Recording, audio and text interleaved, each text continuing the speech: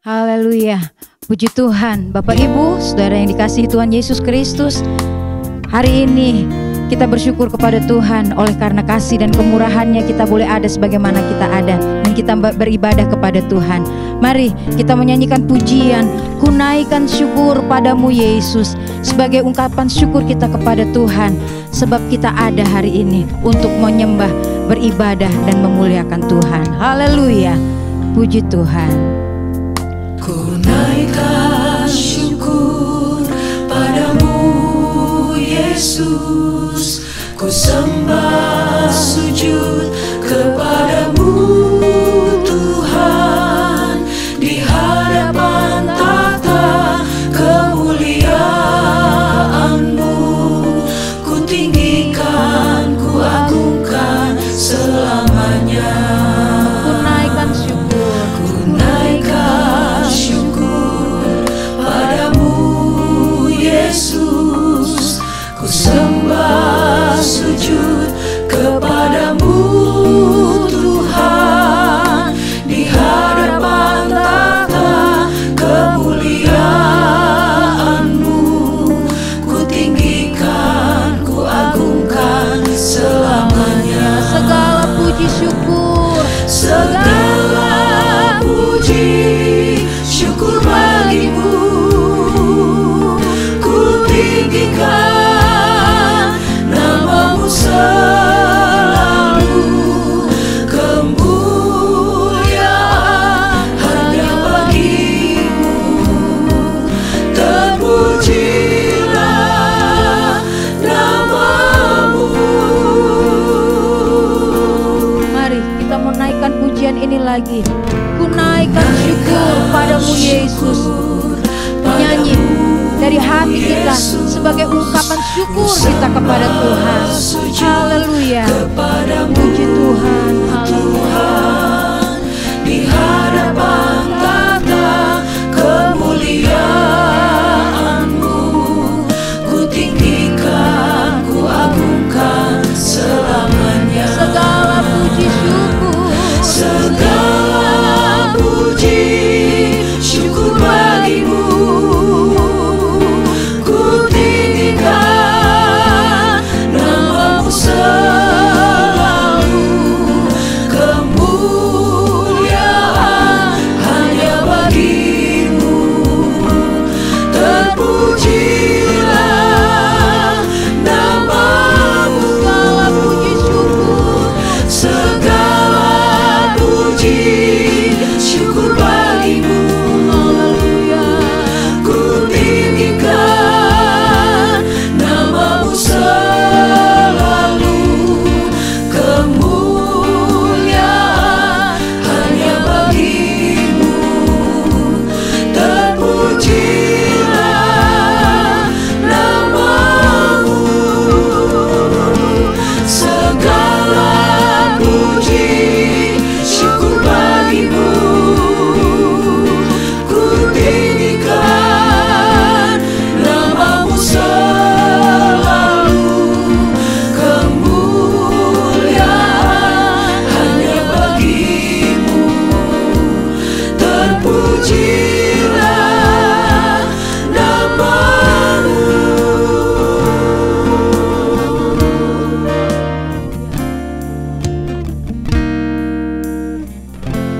Haleluya, haleluya. Terpujilah nama-Mu Tuhan.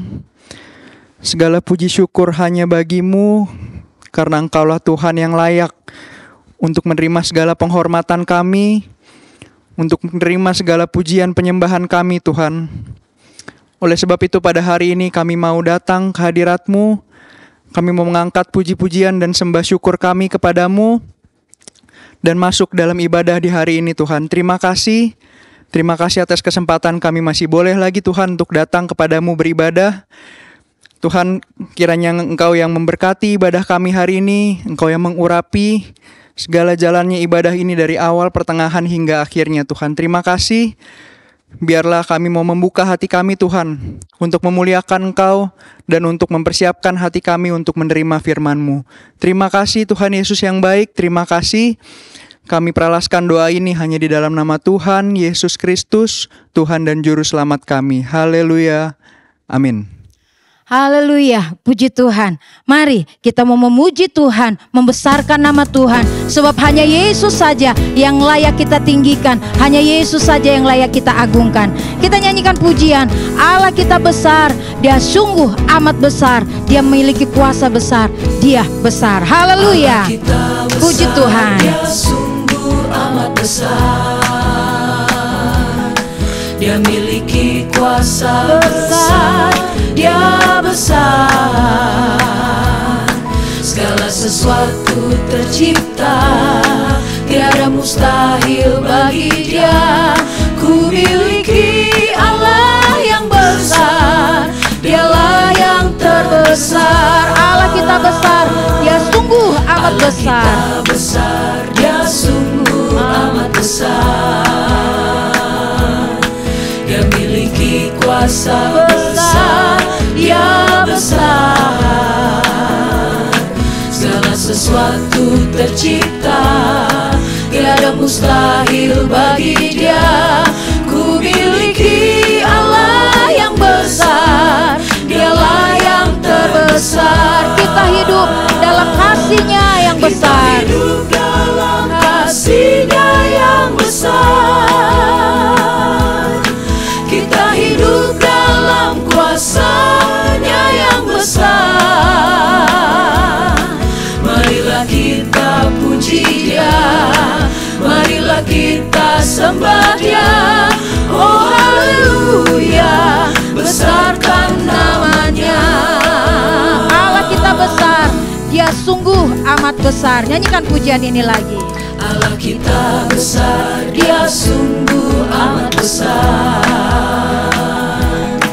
Dia miliki kuasa besar, Dia besar. Segala sesuatu tercipta, tiada mustahil bagi Dia. Ku miliki Allah yang besar, Dialah yang terbesar. Kita hidup dalam kasih-Nya yang besar. Kita hidup dalam kasih-Nya yang besar. Kita hidup dalam kuasa-Nya yang besar. Marilah kita puji Dia, marilah kita sembah Dia. Oh haleluya, besarkan namanya. Kita hidup dalam kasih-Nya yang besar. Haleluya, puji Tuhan yang besar. Amin. Kita hidup dalam kuasa-Nya yang besar. Marilah kita puji Dia, marilah kita sembah Dia. Oh haleluya, besarkan namanya.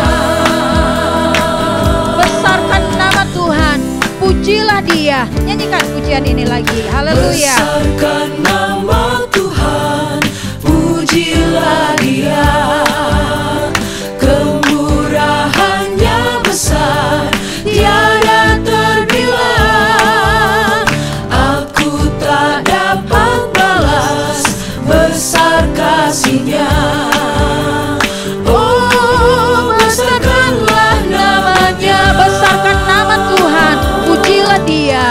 Besarkan nama Tuhan, pujilah Dia. Kemurahan-Nya besar, tiada terbilang. Aku tak dapat balas besar kasih-Nya.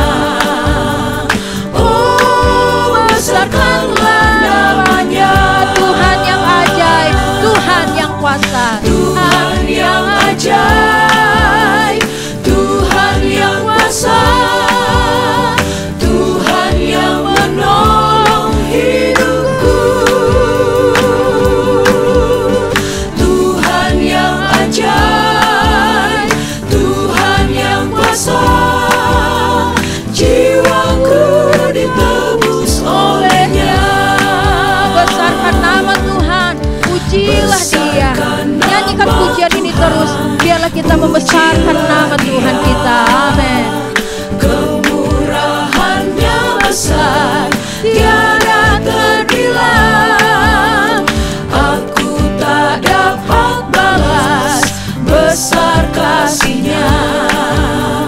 Oh, besarkanlah nama-Nya, Tuhan yang ajaib, Tuhan yang kuasa, Tuhan yang ajaib, Tuhan yang kuasa, Tuhan yang menolong hidupku.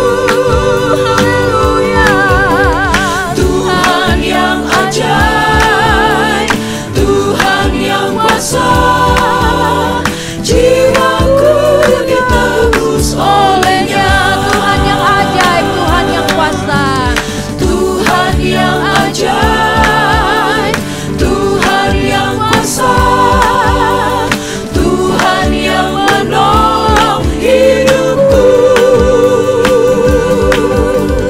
Tuhan yang ajaib, Tuhan yang kuasa, jiwaku ditebus oleh-Nya. tiada yang mustahil bagi Tuhan Yesus. Haleluya. Mustahil bagi Tuhan Yesus, tiada yang mustahil bagi Dia.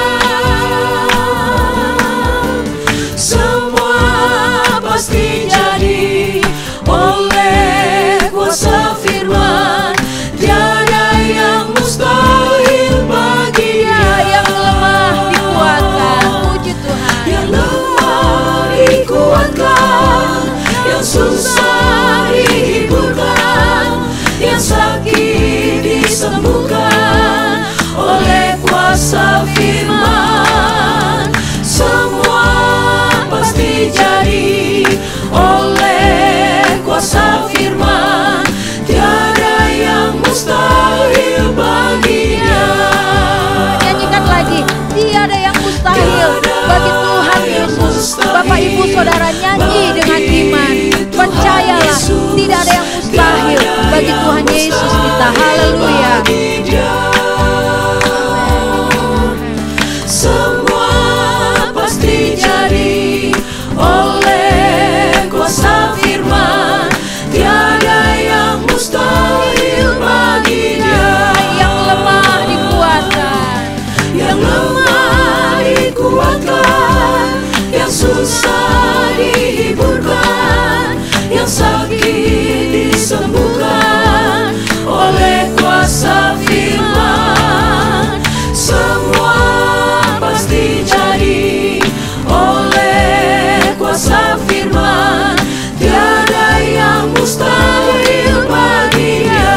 yang lemah dikuatkan, Yang lemah dikuatkan, yang susah dihiburkan, yang sakit disembuhkan oleh kuasa firman.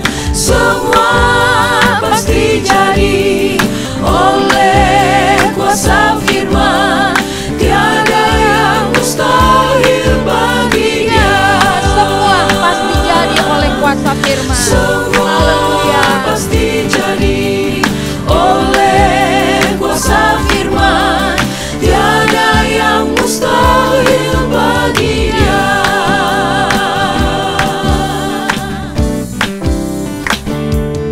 Puji Tuhan, tidak ada yang mustahil bagi Tuhan Yesus. Bapak Ibu Saudara yang dikasihi Tuhan Yesus Kristus, cuma ada satu yang setia, yaitu Yesus, sobat kita. Mari kita mau nyanyikan pujian, jiwa yang gelisah, yang lemah lesu, Yesus tahu keadaan kita. Nyanyikan pujian ini.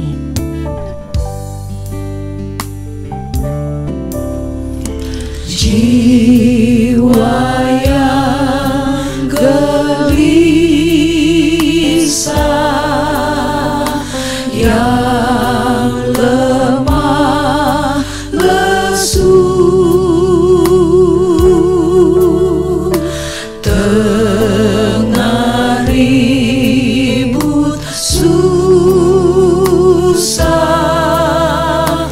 ombak mendera.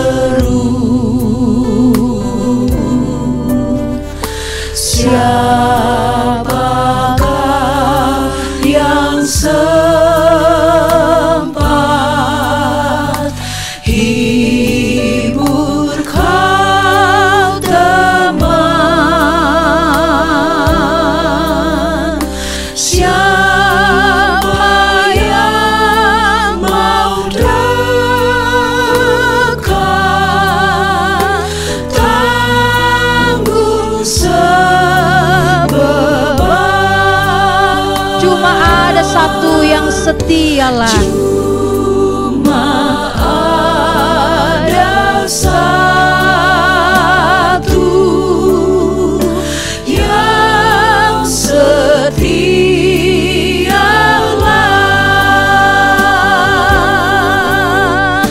yakni Yesus, sobat yang setia kekal.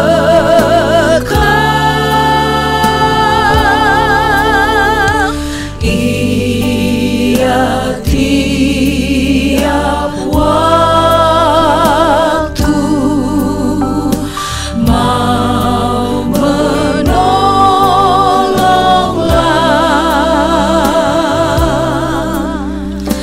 hapus air mata, hilangkan kesal. Waktu kau sembahyang seorang diri, Waktu kau sembahyang seorang diri, takut pun membayar, suramlah sepi. Siapa senantiasa tumpang tangannya dan ampuni dosa, tak berhentinya. cuma ada satu yang setialah, yaitu Yesus, sobat yang setia. Haleluya. Satu yang setialah,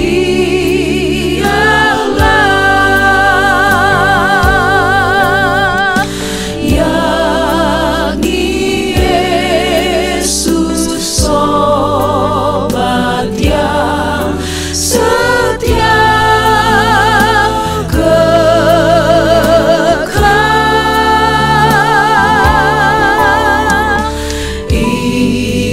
Ia tiap waktu mau menolonglah,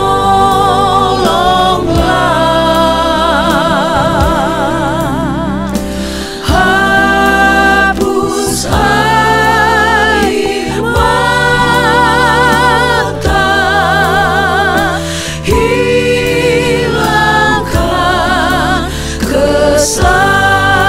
Ia tiap waktu mau menolonglah. Puji Tuhan. Haleluya. Tiap waktu mau menolonglah,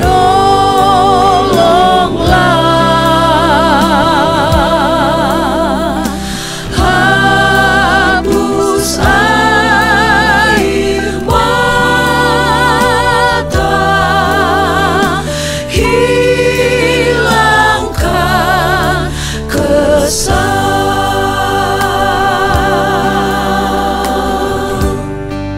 Puji Tuhan. Cuma ada satu yang setialah, yaitu Yesus. Saatnya kita mau mendengar firman Tuhan, dan biarlah firman Tuhan itu yang akan menjamah setiap hati kita yang mendengar, yang membaca, dan yang merenungkan firman Tuhan. Nyanyikan pujian, oh sungguh heran jamahan Tuhan, bila hampiri Dia. Yesus juga mau menghampiri kita, dan saat ini Dia menghampiri kita melalui firman-Nya. Haleluya. Oh sungguh heran jamahan Tuhan, oh sungguh heran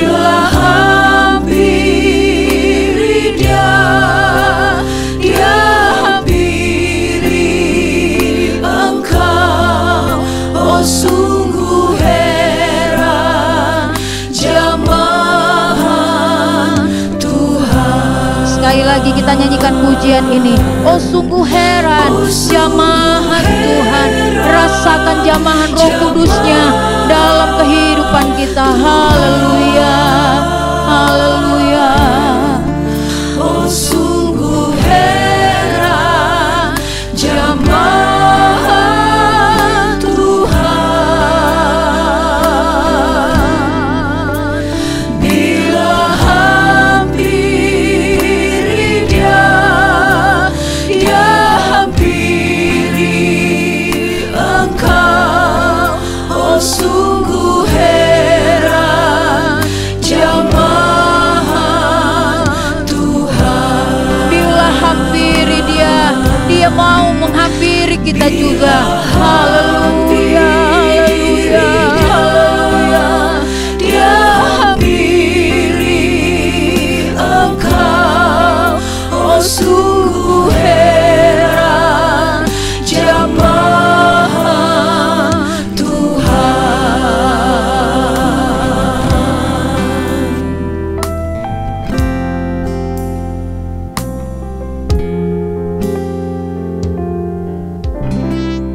Haleluya, haleluya. Dengan penuh kerendahan hati kami rindu datang menghadap hadirat-Mu Tuhan. Kami rindu merasakan jamahan Tuhan. Kami percaya Allah Roh Kudus terus bekerja dalam setiap kehidupan kami Tuhan. Pribadi lepas pribadi. Kami rindu Tuhan terus dijamah oleh kuasa Roh-Mu Tuhan. Sehingga kami yang datang dengan sakit penyakit kami boleh disembuhkan. Kami yang dalam beban berat Tuhan, kami boleh diberi jalan keluar. Engkau menjadi sumber penghibur Tuhan, menjadi sumber jawaban dalam setiap kehidupan kami sidang jemaat-Mu yang terus rindu datang kepada Engkau. Bapa yang baik, inilah pujian penyembahan kami yang kami bawa ke dalam hadirat Tuhan. Biarkanlah ini boleh menyenangkan hati Tuhan. Dan saat ini Tuhan, kami mempersiapkan yang terbaik dari seluruh kehidupan kami untuk kami terima firman-Mu. Firman-Mu lah yang terus mengubahkan setiap sikap hati kami Tuhan. Firman-Mu lah yang terus merubah setiap kehidupan kami untuk kami semakin berkenan Tuhan di hadapan Tuhan. Allah Roh Kudus terus bekerja dalam kehidupan kami, khususnya buat hamba-Mu yang Tuhan percayakan untuk membawakan firman-Mu. Tuhan terus taruh isi hati-Mu dalam kehidupan hamba-Mu, sehingga apapun yang menjadi kerinduan Tuhan bagi kami semua, kami boleh menerimanya dengan baik Tuhan. Dan terus ajar kami menjadi pelaku-pelaku firman-Mu. Terima kasih Tuhan, terima kasih. Segala pujian, hormat, kemuliaan hanya bagi nama Tuhan, hanya di dalam nama Tuhan Yesus Kristus. Haleluya, puji Tuhan, amin.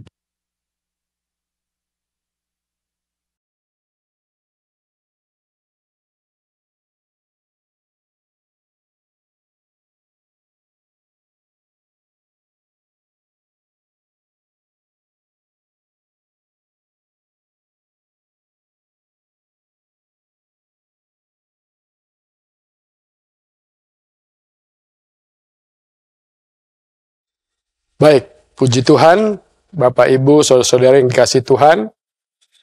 Kembali kita akan sama-sama mendengarkan kebenaran Tuhan melalui firman-Nya, yang pada kesempatan ini saya dipercayakan dengan tema Anak ini tidak mati tetapi tidur. Diambil dari Injil Matius pasal yang ke-9, ayat yang ke-18 sampai 19, dan ayat yang ke-23 sampai 26. Satu cerita yang sangat luar biasa ya, saya sebutnya atau saya istilahkan seperti ini. Mengapa? Karena kisah ini terdapat di dalam 3 Injil, atau biasa disebut Injil sinopsis, Injil sinoptik, ya, yaitu Injil Matius, Markus, dan Lukas.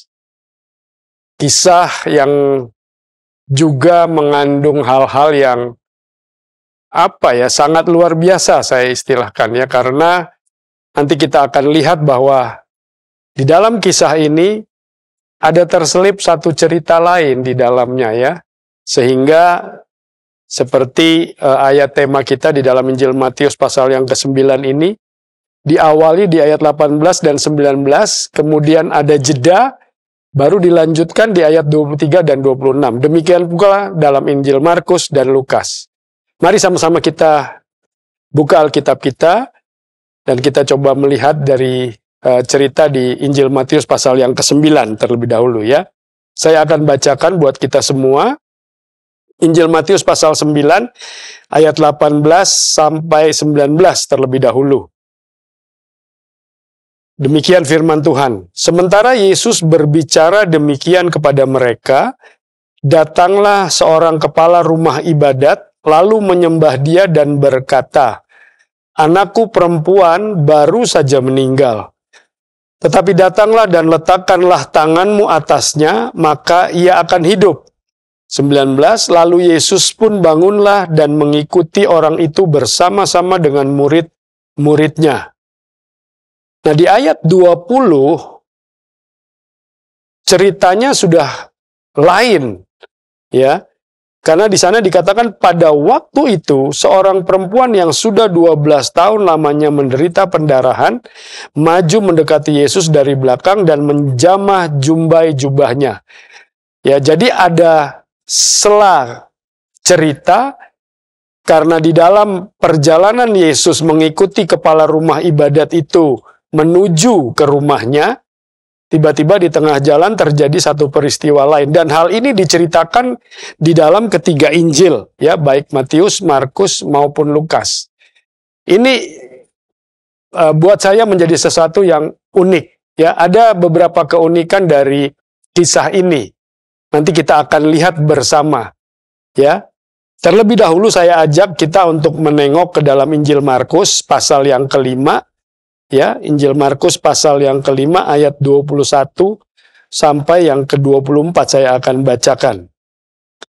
Di sana dikatakan, sesudah Yesus menyeberang lagi dengan perahu, orang banyak berbondong-bondong datang lalu mengerumuni dia. Sedang ia berada di tepi danau. Datanglah seorang kepala rumah ibadat yang bernama Yairus. Ketika ia melihat Yesus, tersungkurlah ia di depan kakinya dan memohon dengan sangat kepadanya, "Anakku perempuan sedang sakit, hampir mati.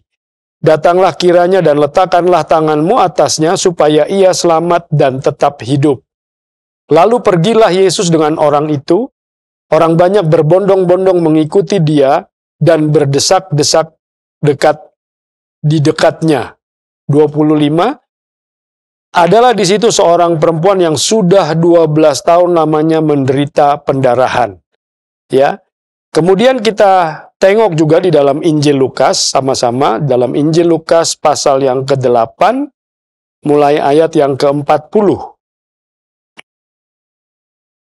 Saya akan bacakan Lukas 8 ayat 40. Ketika Yesus kembali, orang banyak menyambut dia, sebab mereka semua menanti-nantikan dia. Maka datanglah seorang yang bernama Yairus, ia adalah kepala rumah ibadat, sambil tersungkur di depan kaki Yesus, ia memohon kepadanya, supaya Yesus datang ke rumahnya. Karena anaknya perempuan yang satu-satunya yang berumur kira-kira 12 tahun, hampir mati. Dalam perjalanan ke situ, Yesus didesak-desak orang banyak. 43 adalah seorang perempuan yang sudah 12 tahun menderita pendarahan. Ya, jadi keunikan daripada topik yang akan kita bicarakan atau tema anak ini tidak mati tetapi tidur, itu disela oleh satu cerita lain atau peristiwa lain di mana ada seorang wanita sakit pendarahan. Dalam perjalanan Yesus bersama dengan kepala rumah ibadat yang di Injil Matius tidak disebutkan namanya, tetapi di Injil Lukas dan Markus disebut namanya, yaitu Yairus, yang kalau dalam bahasa Yunani maksud saya, ya, itu Yair, Yahweh menerangi, ya, artinya Yahweh atau Allah menerangi. Sebagai seorang kepala rumah ibadat, tentu Yairus ini paham benar tentang tatanan ibadah, tentang kebenaran-kebenaran firman Tuhan. Seharusnya dia memiliki kekuatan atau kedewasaan di dalam firman. Ya, makanya dia datang kepada Yesus. Kalau di Injil Markus dan Lukas dikatakan hampir mati anaknya, tetapi di Injil Matius dikatakan mati, ya. Nah, kita melihat, saya lebih cenderung pendekatannya ke Injil Lukas. Kenapa? Karena Lukas ini menulisnya lebih spesifik ya. Mari kita lihat sekali lagi di dalam Injil Lukas. Di sana dikatakan, Injil Lukas pasal yang ke-8, mulai ayat yang ke-40. Ketika Yesus kembali, orang banyak menyambut dia sebab mereka semua menanti-nantikan dia. Perhatikan baik-baik ayat 41. Maka datanglah seorang yang bernama Yairus. Namanya disebut. Injil Markus juga menyebutkan namanya Yairus. Ya, tetapi Injil Matius tidak menyebutkan nama ini. Ia adalah kepala rumah ibadat. Kalau di orang Yahudi itu sinagog. Ya, di dalam sinagog ini ada satu kepala rumah ibadat, mengepalai rumah ibadat. Mungkin kalau zaman sekarang ini di gereja ya gembala lah dia. Ya, seharusnya dia memiliki kekuatan iman berdasarkan firman yang dia pelajari sebagai seorang kepala rumah ibadat, pemimpin sinagog. Apa yang dilakukan oleh Yairus? Sambil tersungkur di depan kaki Yesus, ia memohon kepadanya. Jadi ada satu permohonan, dia datang kepada Yesus. Apa permohonannya? Datang ke rumahnya, supaya Yesus datang ke rumahnya. Untuk apa? Karena anak perempuan yang satu-satunya yang berumur kira-kira 12 tahun hampir mati.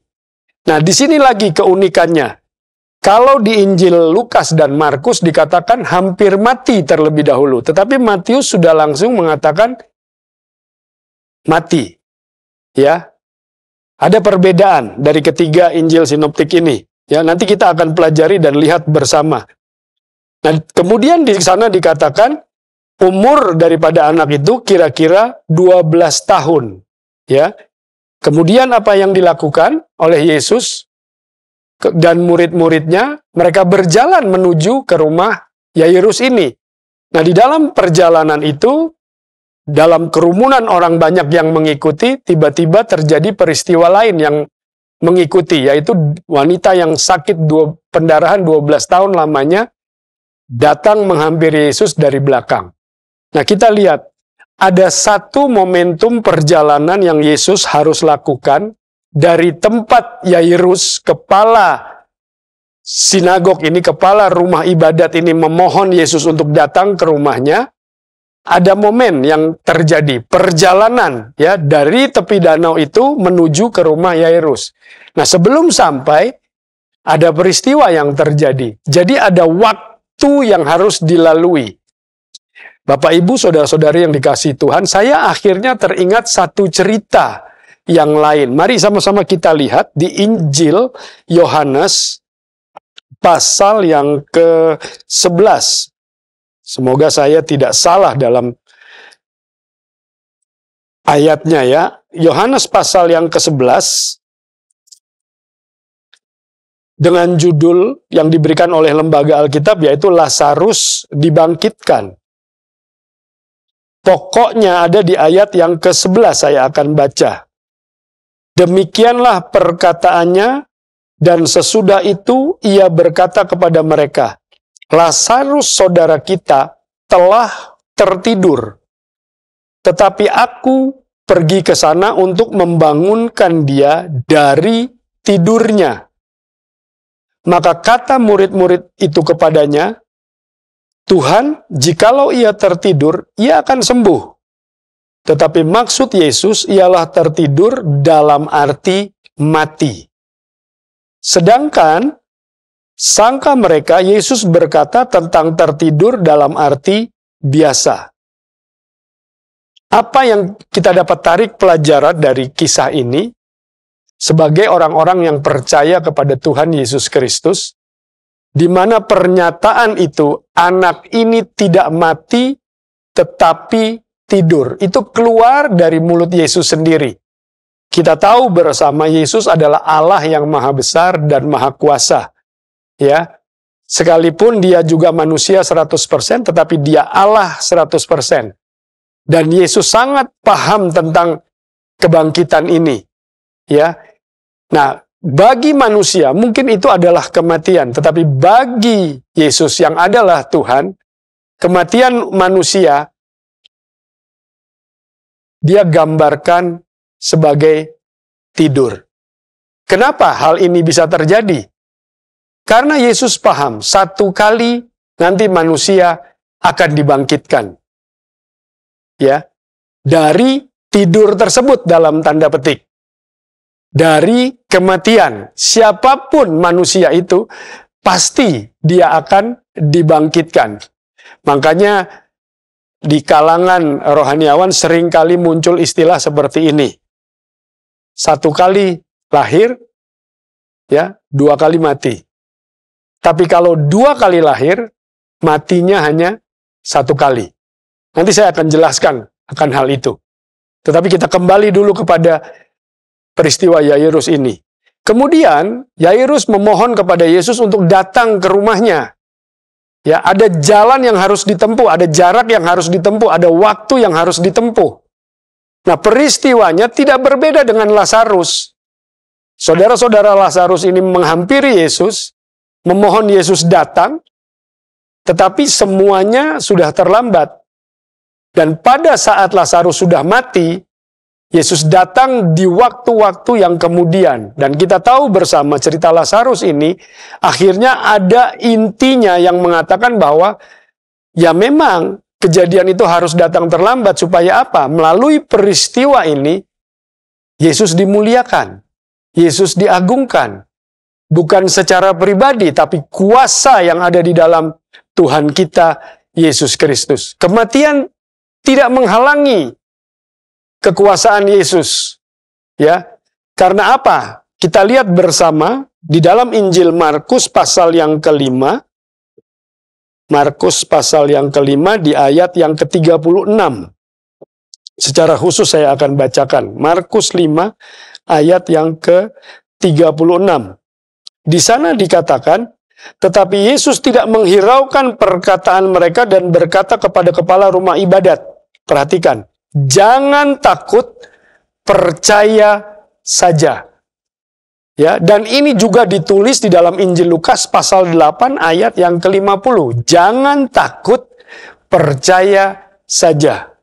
Nah, Bapak, Ibu, saudara-saudari yang dikasihi Tuhan, beberapa waktu belakangan ini, pemimpin negara ini pun pernah berkata di media-media televisi dan media-media lain yang mengatakan tahun ke depan ini yang akan kita tempuh tersisa 2 bulan lagi sebelum memasuki tahun yang baru 2023, situasi dan kondisinya akan gelap. Ya, akan gelap.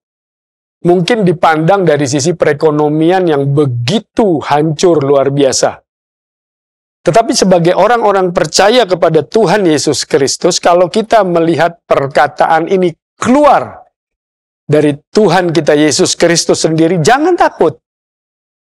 Apa artinya jangan takut? Ya, kita tidak perlu ikut-ikutan orang yang tidak percaya dalam sikap, tingkah laku, tindak tanduk, dan lain sebagainya. Tapi yakin dan percaya, dunia boleh memprediksi di depan gelap, ya, tetapi orang-orang yang ada di dalam Tuhan Yesus Kristus pasti ada terang. Karena terang itu adalah Yesus sendiri. Dan terang itu bercahaya di dalam kehidupan kita. Ya, janji-janjinya melalui firman Tuhan begitu luar biasa bahwa satu saja, ya, dia tidak akan meninggalkan kita dan dia akan selalu beserta dengan kita selama-lamanya. Immanuel. Ya. Nah, kita percaya. Harus, ya, Yesus katakan di dalam peristiwa ini, ya, di dalam kejadian yang luar biasa ini, di mana manusia apa yang paling ditakuti?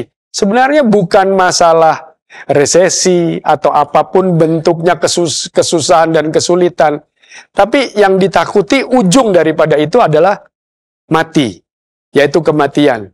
Tapi sesungguhnya bagi orang percaya, itu bukan seharusnya tidak menjadi satu ketakutan. Karena itulah pintu yang harus kita lalui untuk dapat berkumpul, berjumpa dengan Tuhan kita, Yesus Kristus. Yang begitu mengasihi kita, dan seharusnya kita pun mengasihi Dia. Ya, itulah satu-satunya jalan yang harus dilalui kalau kita mengerti dan memahami. Nah, di sini dalam Injil Markus dan Injil Lukas ditulis jangan takut, percaya saja. Nah, di dalam kata percaya saja, ya, beberapa kali saya renungkan dan saya ulang-ulangi perkataan ini, ada satu muatan di mana bukan sekedar dalam satu momentum kita percaya, tidak, tetapi di dalam proses perjalanan, di dalam satu kurun waktu tersendiri, itu kita sebagai orang percaya harus percaya saja kepada Tuhan kita Yesus Kristus. Dan seharusnya terjadi peningkatan di dalam kehidupan percaya ini. Tidak stagnan grafiknya, tetapi meningkat. Ya, ada progres yang terjadi. Sehingga apa yang Yesus katakan kepada Yairus sebagai kepala rumah, pemimpin di dalam rumah ibadat, ya, atau saya katakan sebagai gembala di sana, sebagai seorang hamba Tuhan, sebagai orang yang percaya dia mengelola rumah ibadat itu, tentu dia belajar juga firman Tuhan seperti Bapak Ibu, saudara-saudari dan saya. Kita tahu bahwa kita harus percaya kepada Tuhan Yesus Kristus. Kalau dia berkata, anak ini tidak mati, tetapi tidur, itu pun memiliki pemahaman tersendiri. Dan terbukti dari cerita ini, saya ambil saja dari Injil Lukas, ya, Lukas pasal yang ke-8 tadi, di ayat 49 saya akan bacakan. Lukas pasal 8 ayat 49 berkata, ketika Yesus masih berbicara, ya, saya bacakan ulang ceritanya, datanglah seorang dari keluarga kepala rumah ibadat itu dan berkata, anakmu sudah mati, jangan lagi engkau menyusah-nyusahkan guru. 50 perhatikan, tetapi Yesus mendengarnya dan berkata kepada Yairus, jangan takut, percaya saja. Kalimat selanjutnya itu tidak titik melainkan koma, dan anakmu akan selamat. Sikap ini yang harus terjadi kepada kita semua juga. Kalau ini terjadi kepada kita, di sana dikatakan kita akan selamat. 51. Setibanya di rumah Yairus, Yesus tidak memperbolehkan seorang pun ikut masuk dengan dia, kecuali Petrus, Yohanes, dan Yakobus, murid-murid, dan ayah anak itu, serta ibunya, keluarga. Semua orang menangis dan meratapi anak itu, akan tetapi Yesus berkata, jangan menangis, ia tidak mati, tetapi tidur. Mereka menertawakan dia, karena mereka tahu bahwa anak itu telah mati. Ya, mereka tahu anak itu telah mati. Bahasa ini adalah bahasa yang muncul dari seorang atau kelompok manusia. Tapi apa yang muncul dari dari perkataan Tuhan, anak ini tidak mati di ayat 52, tetapi tidur. Ya. Saya lanjutkan di ayat 54. Lalu Yesus memegang tangan anak itu dan berseru katanya, hai anak, bangunlah. Nah, di sini percaya kita sampai di mana? Kalau Yesus sudah katakan, bangunlah, berdirilah, berjalanlah, majulah, dan lain sebagainya, itu adalah firman. Ya, ucapan yang dikatakan oleh Yesus itu adalah firman, dan itu yang harus kita ikuti sebagai orang percaya, bukan hal-hal yang lain. Ya, bukan ramalan, bukan kata si A, kata si B, tidak. Tapi firman Tuhan ini yang adalah, kalau Injil Yohanes katakan di ayat 1-14 adalah Yesus adalah firman, pada mulanya adalah firman, firman itu bersama-sama dengan Allah, dan firman itu adalah Allah, itulah yang harus diikuti. Percaya saja dan lakukan. Kita akan melihat perkara-perkara yang luar biasa. Gereja di akhir zaman ini sudah seharusnya menerapkan hal tersebut. Percaya saja, lakukan. Ya, jangan takut, jangan bimbang, Jangan khawatir. Harus ada keyakinan. Apa sebenarnya iman? Ya, dari Ibrani 11 ayat 1, deskripsinya semua sudah paham ayat hafalan ini. Ya, saya tidak usah ulangi lagi. Nah, percuma kita dikatakan orang beriman kepada Tuhan kita Yesus Kristus. Tahun 2023 belum kita lihat. Ramalan sudah begitu luar biasa, lalu membuat kita takut, membuat kita hilang percayanya, kadarnya, persentasenya. Seharusnya justru sebaliknya. Ya. Nah, Bapak Ibu, saudara-saudari yang dikasihi Tuhan, mari kita sama-sama pertegas lagi, perkokoh lagi, perkuat lagi iman kita. Kalau Yairus, seorang kepala rumah ibadat, lari datang kepada Yesus, ya, memohon pertolongan karena anaknya sakit, hampir mati. Dan dalam perjalanan banyak halangan yang harus dilalui. Ada penundaan-penundaan yang terjadi karena ada peristiwa wanita sakit pendarahan itu. Orang banyak berkerumun, bergerombol banyak. Tapi buat Yesus tidak ada kata terlambat. Waktu Tuhan adalah waktu yang terbaik. Kita ikuti itu semua dalam perjalanan hidup ini.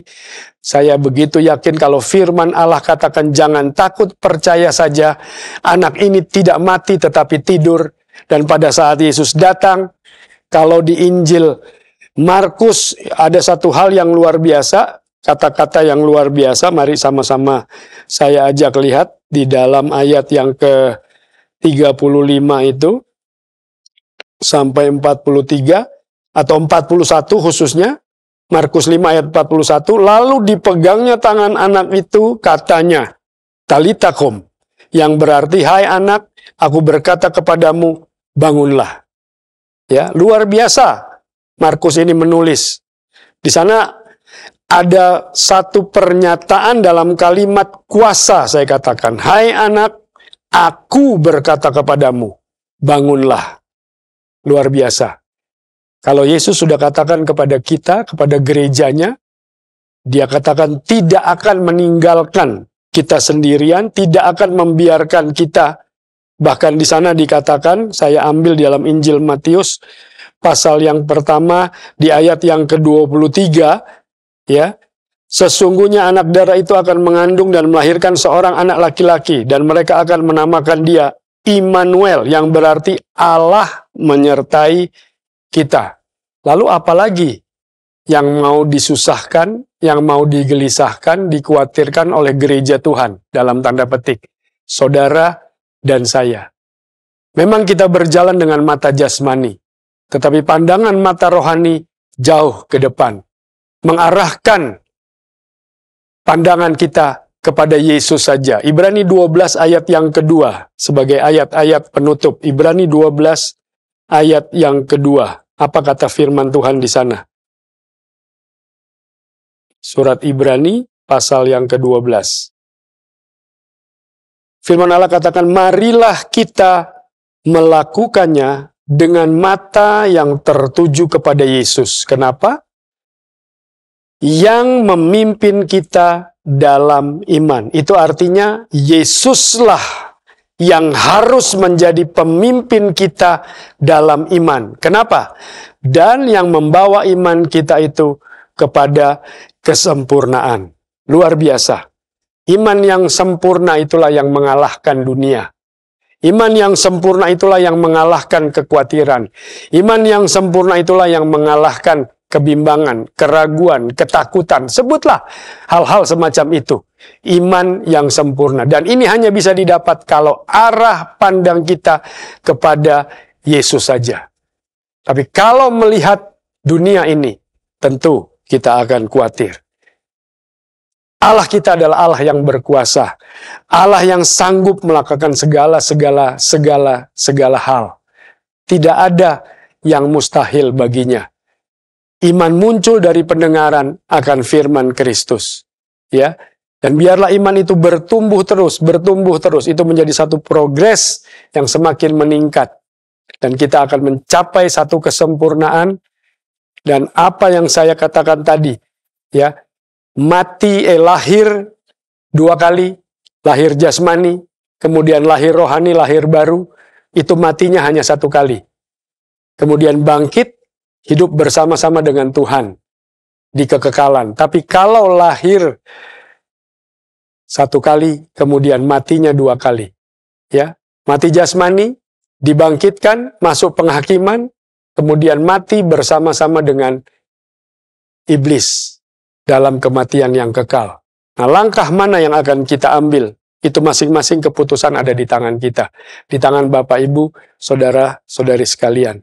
Tidak perlu khawatir. Sekali lagi pesan daripada firman Tuhan. Tidak perlu takut. Anak ini tidak mati, tetapi tidur. Dan pada saat Yesus hadir, dia katakan, "Talikakum, bangunlah." Dan anak itu bangun. Asalkan dari orang tuanya, seorang Yairus, ya, kepala rumah ibadat, tidak takut, tidak khawatir, tidak bimbang, tapi percaya kepada Tuhan yang maha besar, yang sanggup melakukan apa saja, karena kuasanya begitu luar biasa. Saya tidak akan panjangkan firman Tuhan, saya akan mengajak Bapak, Ibu, Saudara-saudari sekalian untuk berdoa. Arahkan kembali imanmu, pandangan mata rohanimu kepada Yesus saja. Dan kita akan melihat bagaimana pekerjaan Tuhan, bagaimana mujizat Tuhan, bagaimana kuasa Tuhan akan terjadi dalam kehidupan ini. Puji Tuhan. Mari bersama-sama kita akan menaikkan pujian yang mengagungkan, yang menyatakan bahwa Allah kita adalah Allah yang berkuasa. Melalui firman yang sudah kita dengar, kita tahu bahwa Tuhan kita Yesus Kristus adalah Tuhan yang berkuasa. Kematian pun tidak dapat mengalahkannya. Haleluya. Melakukan segala perkara, Allahku maha kuasa. Dia ciptakan seisi dunia, atur segala masa. Allahku maha kuasa. Allah kuasa melakukan segala perkara.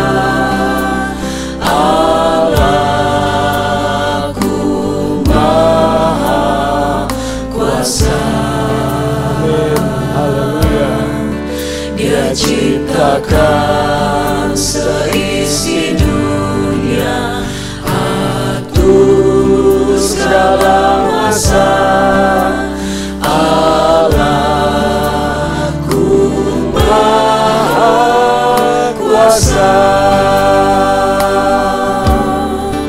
Allah kuasa melakukan segala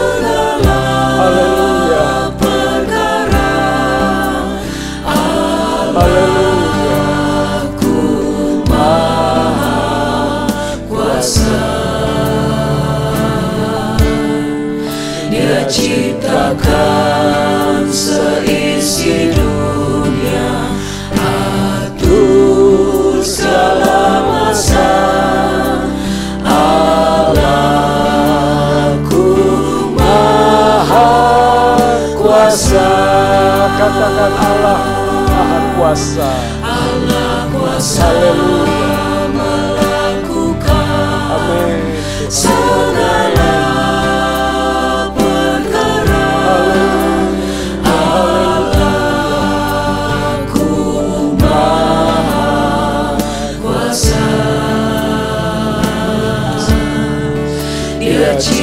ciptakan seisi dunia, atur segala masa. Allahku maha kuasa. Allah kuasa melakukan segala perkara. Allah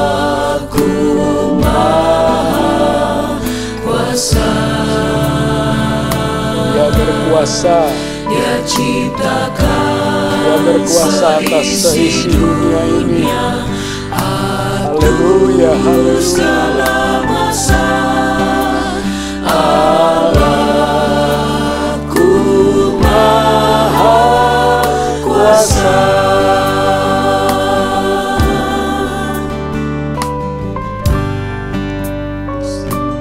Yairus, seorang ayah yang arti katanya adalah Yahweh menerangi. Allah menerangi kehidupannya. Sebagai seorang kepala rumah ibadat, tentu firman Tuhan sudah banyak ia dengar, ia pelajari, ia mengerti, dan ia pahami. Dan firman itu menerangi kehidupannya. Lalu pada saat anaknya sakit hampir mati, bahkan mati, dia percaya, dia hampiri dan datangi Yesus. Dia tersungkur memohon Yesus datang. Allah kuasa melakukan Haleluya. Haleluya. Allahku Maha Kuasa. Dia ciptakan seisi dunia, atur segala masa. Allahku Maha Kuasa.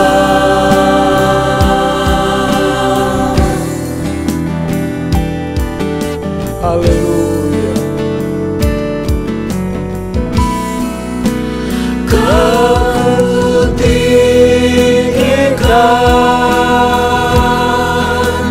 kau tinggikan, kau tinggikan, oh Tuhan. Haleluya. Haleluya. Kau kutinggikan, kau kutinggikan, kau kutinggikan, oh Tuhan. Kaulah Tuhan, mulia mengatasi. Yesus Tuhan kita sanggup mengatasi segalanya. Bahkan kematian yang dialami anak daripada Yairus, Dia sanggup mengalahkannya. Tinggikan Dia, tinggikan dan agungkan Tuhan. Haleluya, haleluya. Mulia mengatasi bumi, kau ditinggikan dari segalanya. Kau kutinggikan,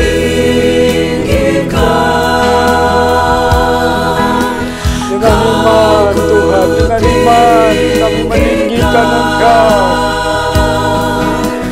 Karena Engkau Allah yang sanggup. Kami tidak perlu takut dan asal percaya saja Tuhan. Percaya kepadamu, percaya kepada firman-Mu. kau kutinggikan, Haleluya, haleluya. kau kutinggikan,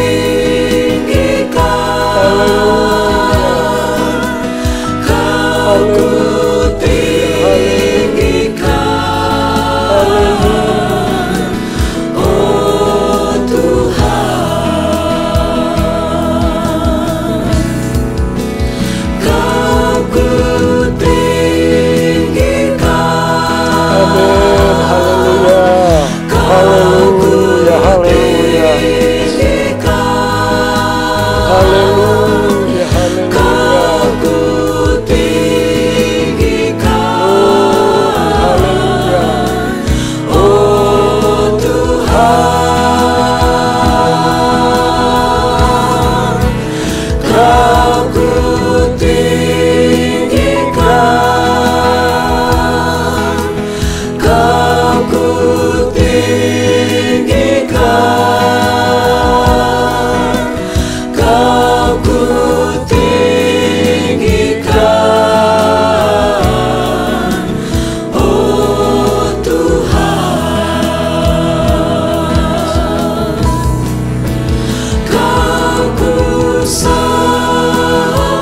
Haleluya, haleluya.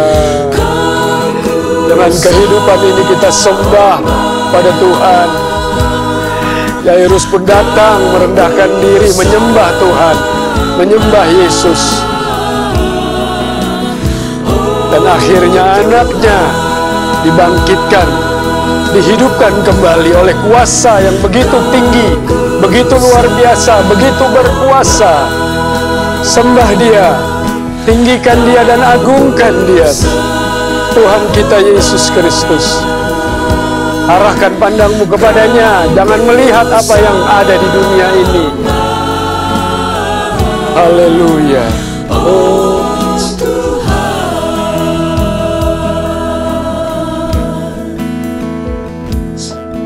haleluya. Haleluya. Haleluya, haleluya, haleluya. Sebagaimana Yairus percaya kepadamu ya Tuhan. Dia mengundang engkau ke rumahnya karena anaknya sakit, bahkan mati sekalipun. Dia mengundang engkau yang berkuasa. Dan itu yang harus kami lakukan. Gerejamu di akhir zaman ini harus lakukan. Jangan takut, percaya kepadamu. Percaya kepada Tuhan Yesus Kristus yang berkuasa.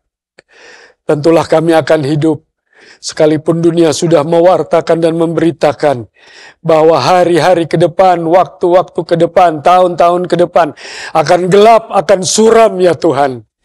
Tetapi sebagai orang-orang yang percaya kepadamu dan mengarahkan pandang kami hanya kepada Tuhan kami Yesus Kristus yang memimpin dan membawa iman kami sampai kepada kesempurnaan. Dan dengan iman yang sempurna itu, yang berdasarkan kebenaran-Mu atau firman-Mu, kami percaya hidup kami akan Tuhan jagai, akan Tuhan pelihara, akan Tuhan lindungi, karena Engkau Immanuel, Allah yang beserta dengan kami. Terima kasih Tuhan, terima kasih untuk ibadah yang diberkati ini. Kami percaya Engkau hadir dimanapun umat-Mu berada, di rumah-rumah mereka, di tempat mereka masing-masing, di mana mereka mengangkat tangannya Tuhan, di mana mereka mengangkat hatinya kepada Engkau.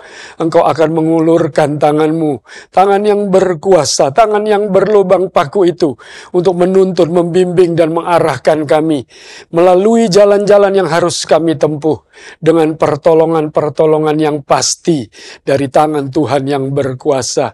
Terima kasih Tuhan Yesus Kristus, terima kasih Bapa di dalam sorga. Kami yakin dan percaya saat ini bahwa Engkau tidak pernah meninggalkan kami. Engkau tidak pernah membiarkan kami. Sekian lama, sekian tahun berlalu dalam kesulitan yang sudah kami lalui. Umat-Mu lewati. Begitu banyak rintangan, begitu banyak beban yang harus dipikul dan peristiwa-peristiwa yang terjadi. Tapi kalau kami ada sebagaimana kami ada sampai saat ini, itu semua karena Tuhan beserta dengan kami. Terpujilah Engkau untuk selama-lamanya. Kami menyembah Engkau, kami mengagungkan Engkau, kami meninggikan Engkau. Terima kasih Bapa di dalam sorga buat hadirat-Mu. Terima kasih buat lawatan-Mu. Terima kasih buat penyertaan-Mu. Bahkan terlebih khusus kami bersyukur dan berterima kasih untuk pribadi-Mu yang selalu hadir dalam kehidupan ini. Terima kasih untuk firman-Mu yang mengingatkan kami bahwa kematian sekalipun tidak dapat menghalangi Engkau, Allah yang maha besar dan maha kuasa. Kematian tunduk kepada kuasa-Mu. Dan anak daripada Yairus Engkau bangkitkan kembali. Kemenangan ada di dalam kehidupan keluarga ini. Dan begitu pula kemenangan akan terjadi dalam kehidupan daripada umat-Mu. Terpujilah Engkau untuk selama-lamanya. Terima kasih Bapa di dalam sorga. Di penghujung daripada ibadah kami ini, kami berdoa juga buat gereja kami, Ketapang Keramat Soho, bahkan untuk gembala kami, untuk wakil gembala, untuk majelis tua-tua sidang dan hamba-hamba Tuhan yang ada, bahkan untuk seluruh jemaat, pribadi lepas pribadi, rumah tangga lepas rumah tangga, bahkan seluruh yang menyaksikan tayangan ibadah ini. Tuhan berkati di dalam nama Tuhan Yesus Kristus. Tuhan pimpin, Tuhan tolong dalam perjalanan hidup kami ke depan, sehingga tidak ada kekhawatiran, tidak ada ketakutan, tidak ada keraguan dan kebimbangan, karena kami percaya dan mengarahkan pandangan kami hanya kepada Engkau saja.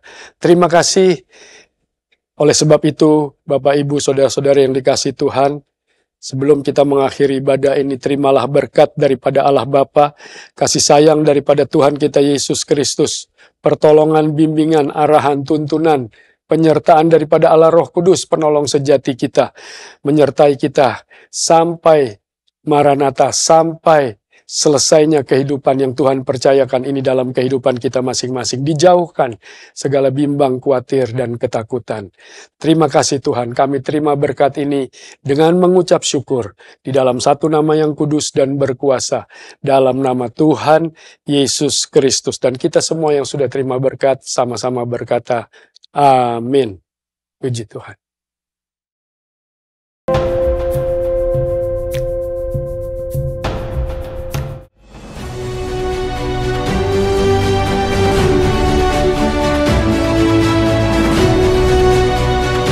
Jalan-jalan membeli tomat. Tuhan Yesus dahsyat. Banyak sekali saat-saat indah